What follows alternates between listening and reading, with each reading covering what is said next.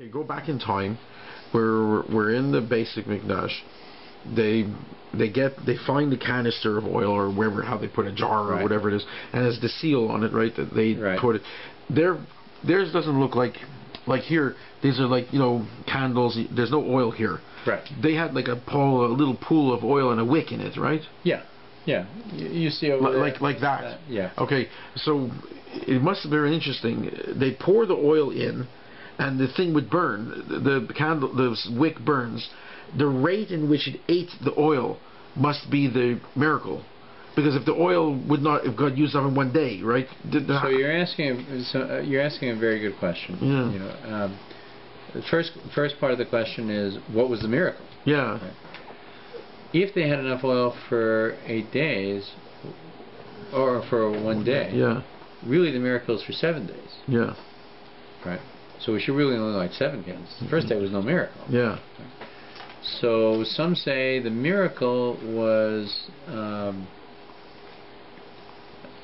finding the oil itself, that there was one. But there wasn't even lost. Yeah. Some say the first miracle of the 8 days, right, is the miracle of the war itself. But now the question is asked is, how did it burn 8 days? For instance, did they divide the oil in pouring it into eighths? So they poured 1/8 of the oil each day, which should have only burned for, say, 2 hours. But 1/8 of the oil each day seemed to burn for the whole through the night. How did they know it? Day. How did they know it before they did it? So they didn't. So that's one possibility. Yeah. Right? More common view is they poured all the oil into all the lamps on the first day. And somehow, when it came time the next morning, when there should have been no oil there and no flame, the oil hadn't diminished, and it was burning. There are stories like the burning bush. Remember, the bush burns and it doesn't go away. Consumed, right? Yeah, the fuel of the bush. Yeah. It's a very good point. Yeah. What caused the flame of the bush to happen? Right. One would assume that the wood was burning. So, if the wood was burning, eventually the fire should go out. There would be no wood, yeah. But the wood wasn't burning. Yeah. Right. I think this is the point you're making, and it applies maybe here as well. Yeah. Is that the fire was almost on top of the wood rather than of the wood, because the fire was from God. Right? So the fire which we associate with a burning wick in this situation may very well have been not a burning wick, but burning around the wick, so to speak. This is my own thought about it. Burning around the wick, which caused no oil to disappear, because what was the fire from? It was from God, rather than... Yeah, like the burning bush. We have an instance of that.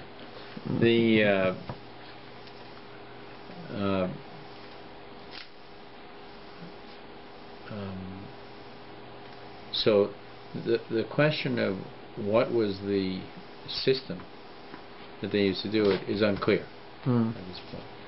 But what is clear is that there was not enough oil to burn had it been all used up in one day. What was the oil base said that there was, like you explained, there was oil that was not pure, and then there's oil with the certificate. What is the difference, and why did they chose they will not use impure oil? Yeah. What's a pure oil made by the Kohen Gadol? No, the idea of the oil, physically the oil may have been exactly the same. Okay. All of the oil in the Beis Hamikdash that was used for the menorah would have had the seal of the Beis Hamikdash of the Kohen Gadol on it. Right. When it says a seal, it means he made it or something, or it's special? When you buy kosher food, yes, it has the hechsher on it. The hechsher on it, right? It says this has been. It's not a blessing. It simply means the manufacture of this has been supervised by this organization, and this organization confirms that it was done meeting the requirements of kashrus, that it's kosher. The same is true with the oil in the Beis Hamikdash, that it was sealed the way, sometimes you'll see liquor bottles have, when they're sealed, they have a piece of paper which actually has the tax stamp over the top of it, and when you open it, it breaks the stamp. If that stamp is broken, then you shouldn't buy that bottle because it may have been tampered with. Right? When the seal is broken on the oil, it could have been tampered with. Right? You know, if they really wanted to cause us heartache, maybe they would have put something non-kosher in it. Right? But the point is, we didn't know. Right? As soon as the seal is broken, you don't know. If you see, you know, let's say you go to your normal kosher store and you're going to buy yourself a piece of meat, and you look and you see there's a good hechsher on it, you recognize the hechsher, it's kosher, it's fine to eat, right? And you notice that the plastic that it's wrapped in is torn. Even though it had a hechsher, you shouldn't buy that piece of meat, right? Because the meat could have been tampered with. The idea is that it's sealed and double sealed to prevent tampering. Right? So it was with the oil itself. So the oil, right? that thing that we talk about, the mark from the going to all the oil was the same. All of the oil was the same. If they had 100 jars of oil in front of them, they all looked the same. They all had the seal of the Kohen Gadol on them, except 99 of them the seal was broken. Oh, okay. Right? Because there would be no reason to have oil there that was not pure oil for that purpose, right? Yeah. And the purity of the oil is written about, that it was from the first drops of the first pressing of the oil was the only ones that they would use for a covet of Shem, for the honor of God. Right? So that was the reason behind it. But as I said, in a situation when you're at war and where the nation itself has become tameh, impure, in that situation you can use impure oil, right? When the majority of the nation is in that condition, you can use it. So they could have used it. They made a decision themselves that even though it's permissible, we won't do it. We're going to go mahadrin minha mahadrin. Right? We're going to go to the highest level we can. Right? You know, when it was time for, God told Abraham to bring your son as a korban. Abraham, who was a great logician, not magician, logician, right, would have easily been right had he said, my son isn't married and he doesn't have any children, and you made me a promise that the nation would continue through Yitzchak and his children. I'm not being rebellious, but you're creating an impossible situation. You're going to make this person the father of the nation, and he's childless. And you're going to kill him now. It's a problem. Right? So Abraham had to choose at that point between the logic of his position, and he was himself a logical, very logical person, and a commandment from God. Right? The conclusion he came to was, when God himself gives you a command, you do the command and let him worry about fulfilling the promise. Right? That's his problem. He can do the impossible because he is the possible. He is beyond the possible. So he can do it. I can't figure out how it would happen. This he can do. My job is to follow the command. His job is to fulfill the promise. Right? So when the Maccabees cleaned the temple of all the schmutz that was there, got rid of the idols, cleaned off the mess that was there from the pigs and whatever else had been sacrificed there, right? When they finished that, right, and they said, now we're going to light the menorah, right? Jerusalem is ours, the temple is ours, we're going to light the menorah. This is a great day. They said, we only have one oil, and it's going to take 7 days to, you know, press new oil and bring it down here. Let's light the one we have. They were saying, we're doing our share, right? The rest is in your hands to go. Right? And I think that it's a very important lesson for us always, is to know that we're not, you know, in Pirkei Avos, it's very clear that we don't have to accomplish the task, but we can't shirk from the effort, right? That success is actually not how we're, you know, people say how wealthy you are is a kind of a way of keeping score. Right? By God, success in business, success in your venture, is not a way of keeping score. By God, as we understand it, the effort you make is the success itself. Right?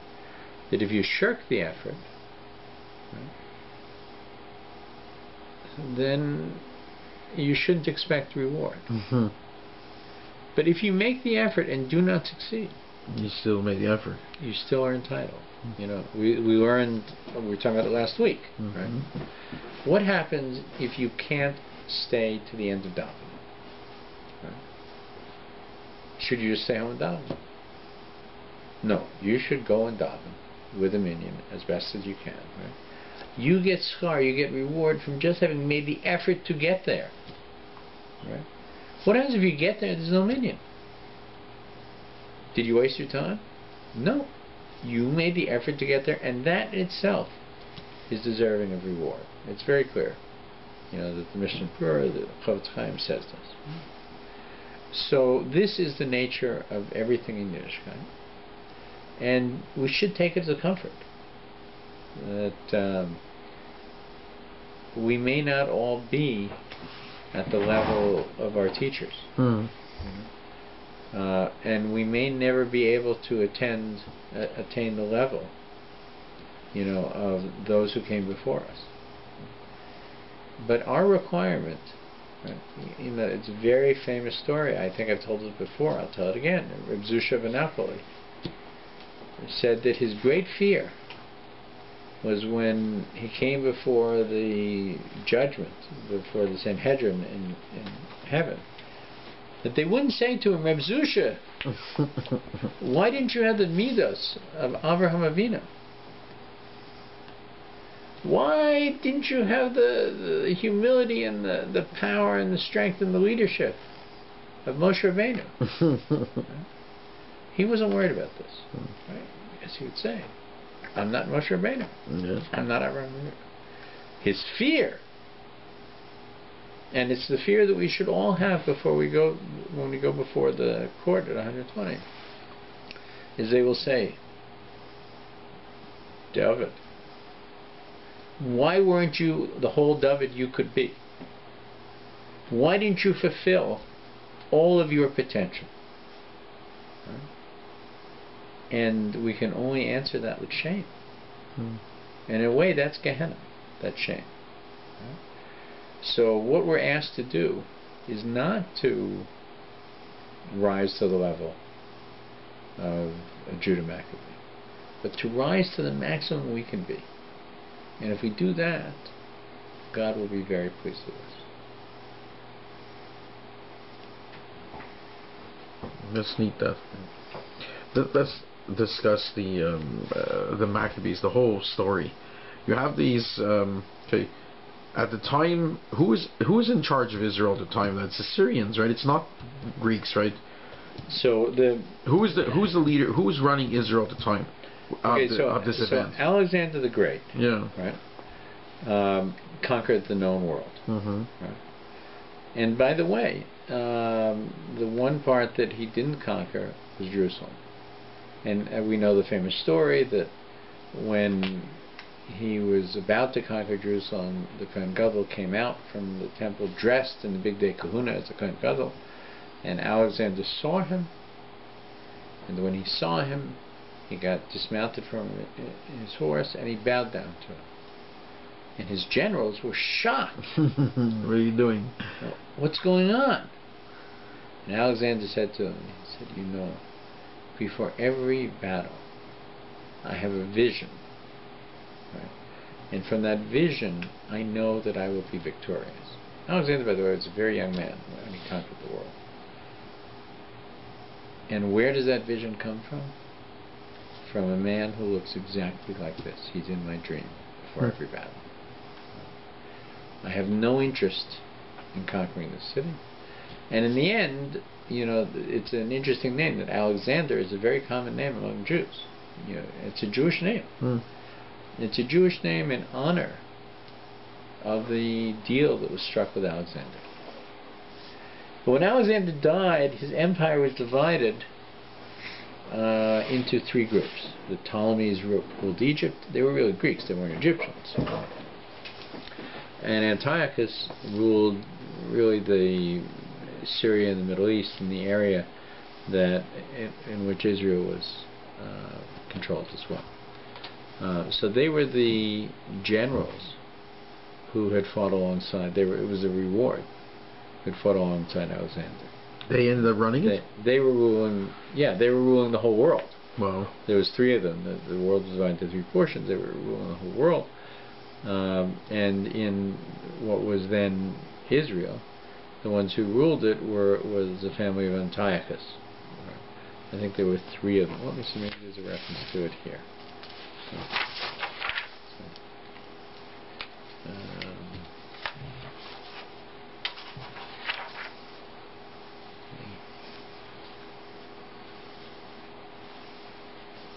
Because in the train, I have the internet Parsha sheet, which is, I get, right, and it has everybody's comments. Rabbi wine, barrel wine. Barrel wine. Barrel wine has tons of all these rabbis, and I was reading about Chanukah today, and they were talking about the what you just said about the miracle, and they said that we won the war, but later on it wasn't that good because it became corrupt.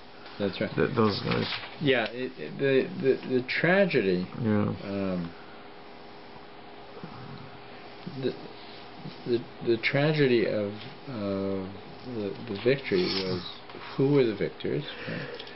It took the koach of the kahuna, the kohanim, to defeat Yavin. Right.